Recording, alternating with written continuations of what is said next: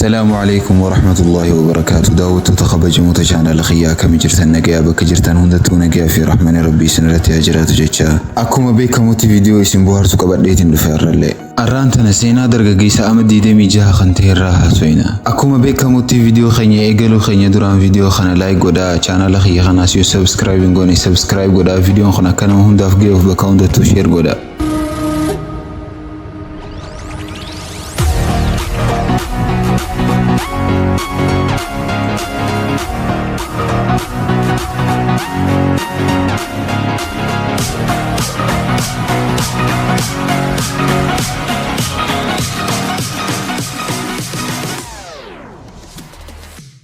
درجيسا خن سينا إسمو دتيرو نوفيمو أكنا جا أني مكان خي خالد جاما أرمين تيلين أمتتي دمي جا قويا دلقا منقستيتين دلقا قرو دموزن خيوان تقاتهيف هالكن تاكسي أوفون إيقلي لقايو نقافة تنجرين خي خيستي هدو ركتشا جرا يرو هدون أبدي مري دلقا تاكسي تنالي دابو فريتوري لكن مو وانك أبيتو جرا هالكن تقوصون دلقا تاكسي دلقو تجرو تورس عالما خرار دلالين تكنا دابسيسن أني لين تاكسي تيا garagalcheetiin karaa isaanii deeme yeroon isaan bira gahee dhalaalee sadii turan isaan keessaa tokko nama guddaa turte yeroon isaa laaloon haadhaa fi ilmoo ta'uu isaaniitiin hubadhe eegas booda bakka akkanaa nageessinaan ja'anii karaan isaan naan ja'an san hedduu fagoo ture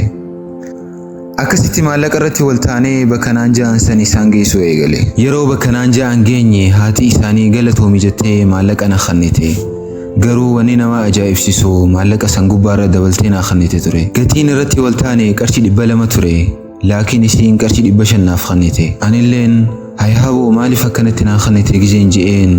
humaara koon qabu yaa ilma kiyya fudhadhu naan jette ture garuu ani qaanyiina dhagayamteetiin haboo ani sirraa hin fudhadhuun jeen isiin isna diddee kirkirii meeqa booda qarshii 200 tiyya fudhadhee akkasi maallaqa kaan deebiseef eegas fuula keessan ilaaltee ati nama amanamaa fakkaataati kontraata kiyyanaa ta'e naan jettee lakkoofsa bilbila kiyyaa na gaafatte anilleen humaara koo hin qabu je'eetiin lakkoofsa bilbila kiyyaa kannee fi yeroo feete naa dawwali jeen garuu yoo dhugaa na gaafattan eegaa maallaqa san deebiseef booda hedduu sheenaatu na dhagayame ture isiinuu hedduu nama gaarii turte zamana akkanatti hammaate keessatti namni gaariin akkanaa jiraachuun hedduu nama gammachiisa guyyaa sadii booda silkiin tiyya ni dawwalamte